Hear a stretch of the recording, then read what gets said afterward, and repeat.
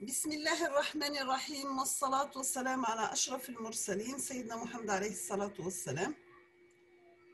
Salam alaikum. Bonjour tout le monde. Dans cette vidéo, je vais présenter avec vous la série TD numéro 3 pour le module traitement de signal. Donc, c'est pour mes étudiants S4 licence télécommunication. Toujours dans chaque série TD, on va commencer par un petit rappel de cours. Dans cette série, on va faire un petit rappel sur le calcul de distance. Donc, nous avons soit E1 ensemble, une distance au métrique sur E.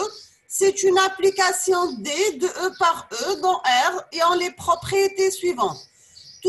Toujours la distance entre X, Y supérieure ou égale à 0 pour tout couple X, Y d'éléments de l'ensemble E.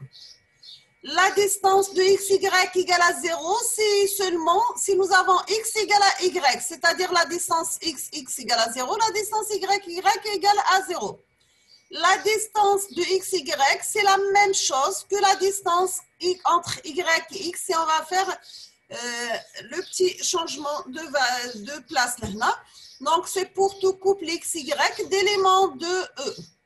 Nous avons comme quatrième propriété, quel que soit x, y, z dans l'ensemble E, nous avons l'inégalité que la distance entre x et z soit inférieure ou égale à la distance entre x, y plus la distance entre y et z. Donc, une distance permet de mesurer la ressemblance ou bien la dissemblance entre deux signaux x de t et y de t. Par exemple, entre un signal et son approximation. D'après la définition et les propriétés d'une distance, on peut déduire qu'une distance est un scalaire réel et positif. Quand elle est nulle, les deux signaux sont identiques. Quand elle est élevée, les deux signaux sont différents, etc. Nous avons la formule suivante pour le calcul de la distance euclidienne. Donc, c'est l'une des distances les plus utilisées. Elle est définie par la distance entre x, y égale la racine carrée sur un domaine de définition D de l'intégrale de la différence entre x et y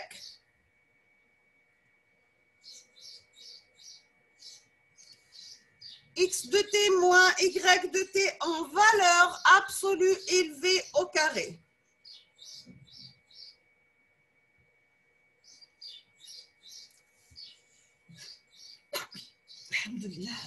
Pardon. D, c'est le domaine de définition. Deuxième partie, on va définir le produit scalaire. Nous avons un produit scalaire entre deux signaux ou bien entre deux vecteurs x de t et y de t, dont le domaine de définition D appartient à l'intervalle T1 et T2. C'est un scalaire réel ou complexe donné par l'expression suivante. Nous avons le produit scalaire entre x et y, c'est un intégral entre T1 et T2 de produit du signal x de t par le conjugué de y de t. Le conjugué, c'est la partie conjuguée, c'est-à-dire on garde la partie réelle telle qu'elle est, mais on inverse le signe de la partie imaginaire. Donc, nous avons parmi les propriétés d'un produit scalaire, nous avons l'énergie du signal. E de x, c'est un produit scalaire entre x et x. C'est la valeur ou bien le module de x élevé au carré. C'est un intégral sur D de x de t élevé au carré dt. Sachant que le produit scalaire entre x et y, c'est le produit scalaire entre y et x conjugué. Si nous avons des propriétés de l'addition et multiplication par un scalaire, par une constante, donc nous avons A1 x1 plus A2 x2, le produit scalaire entre cette A1 x1 plus A2 x2 et B1 y1 plus B2 y2 égale à A1 B1 conjugué x1 y1 plus A1 B2 conjugué x1 y2 plus A2 B1 conjugué de x2 y1 plus A2, B2 conjugué de X2, Y2. Bien sûr, nous avons A1, A2, B1, B2 sont des scalaires.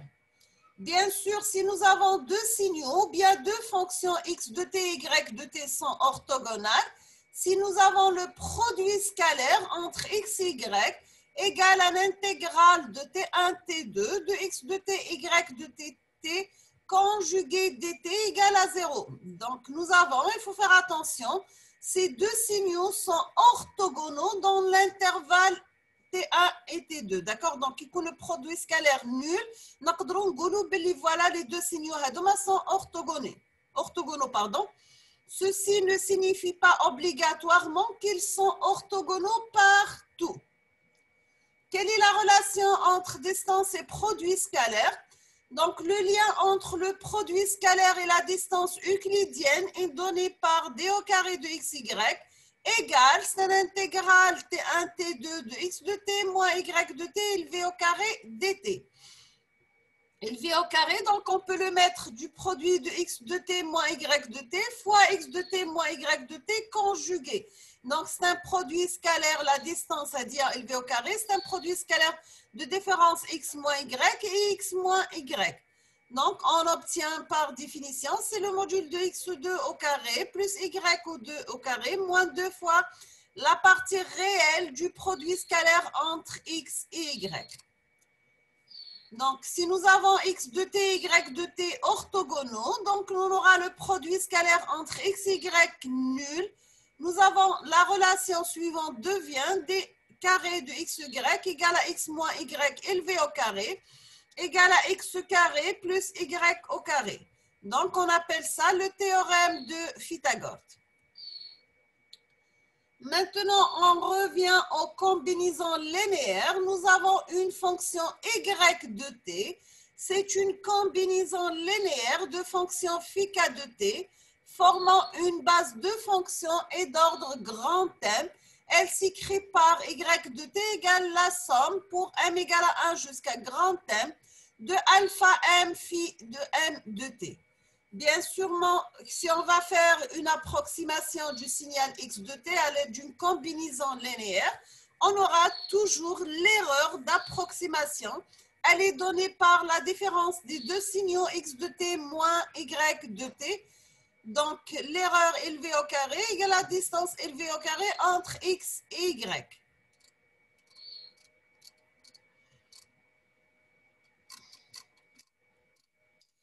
Donc, il nous reste à déterminer les meilleurs coefficients alpha m permettant de minimiser l'énergie de l'erreur, donc l'énergie de l'erreur au sens des moindres carrés, ce qu'on appelle alors l'approximation d'un signal au sens des moindres carrés. Cinquièmement, on va voir le théorème de projection pour trouver les meilleurs coefficients alpha m permettant de réduire l'énergie de l'erreur ou bien le carré de la distance euclidienne. Autrement dit, on trouve la meilleure approximation d'un signal x de t par une combinaison linéaire y de t. Nous pouvons utiliser le théorème de projection. Donc, le théorème Mouchigoulik, voilà la distance entre x et y. Entre x de t et son approximation y de t, elle est minimale. C'est l'erreur d'approximation liée à e de t qui est égale à x de t moins y de t. Elle est orthogonale à toutes les fonctions phi k de t. Donc, pour les calculs des coefficients, on va utiliser le théorème de projection. On pourra alors calculer ces coefficients. En plus, si on choisit une base de fonction phi k de t orthogonale, le calcul devient beaucoup plus simple et vous pouvez consulter votre cours pour plus de détails. On va commencer, on va passer les exercices. Donc, nous avons pour la distance entre deux signaux, on considère les deux signaux suivants. Xn de t égale à sinus 2 pi nt sur grand T multiplié par x de t moins t sur 2 sur grand T. Y p égale à cosinus 2 pi pt sur grand T multiplié par une fonction rectangulaire de T moins T sur 2 sur grand T, sachant que N et P sont des entiers positifs, bien sûr. On vous demande la première question, calculer la distance euclidienne dxn yp, sachant on va prendre k égale à 1 des deux signaux. Bien sûr, on aura la distance euclidienne, ça sera en fonction des entiers n et p. Deuxièmement, on vous demande de calculer les normes des signaux xn de t, yp de t. Et troisièmement, en déduire que xn de t, y de p sont orthogonaux, bien sûr. On passe l'exercice numéro 2, soit les deux signaux réels, x1 de t égale à cosinus de pi t sur grand T moins θ1 et x2 de t égale à sinus de pi t sur grand T moins θ2 sur le domaine temporel t compris entre t1 et t1 plus grand T. Si on va poser delta θ égale à θ2 moins θ1, on rappelle que le produit scalaire des deux signaux x1 de t et x2 de t est noté à l'intégrale entre moins l'infini à plus l'infini de x1 de t, x2 étoile de t dt. Donc, on vous demande de calculer le produit scalaire des deux signaux sur le domaine temporel. Deuxièmement, pour quelle valeur de delta θ ces deux fonctions sont-elles orthogonales sur le domaine temporel? Est-ce que ce résultat dépend de T1 et pourquoi? Troisièmement, calculer la norme des deux signaux, en déduire leur énergie sur le domaine temporel. Et quatrièmement, en déduire la distance euclidienne entre les deux signaux. Que vaut cette distance dans le cas particulier ou bien qui connaît les signaux orthogonaux? On passe l'exercice numéro 3. On vous demande montrer que cette base formée par trois fonctions, elle est orthogonale. Donc, le premier signal égale à une constante tout au long de l'intervalle de 0 à t. Deuxième signal égale à 1 entre 0 et t sur 2 égale à moins 1 entre 0 t sur 2 et grand T. x3 égale à 1 entre 0 et t sur 4 égale à moins 1 entre t sur 4 et t sur 2 égale à plus 1 entre t sur 2 et 3t sur 4 égale à moins 1 entre 3t sur 4 et grand T. La même chose pour cette base. Il faut montrer qu'elle forme une base, cette base formée par trois fonctions, elle est orthogonale. Donc, nous avons le premier signal égal à 1 tout au long de l'intervalle de 0 à t. Deuxième signal égal à 1 entre 0 et t sur 2 et moins 1 entre t sur 2 et grand T. x3 égale à 1 entre 0 et t sur 4 égale à moins 1 entre t sur 4 et 3t sur 4 égale à plus 1 pour 3t sur 4 et grand T, bien sûr.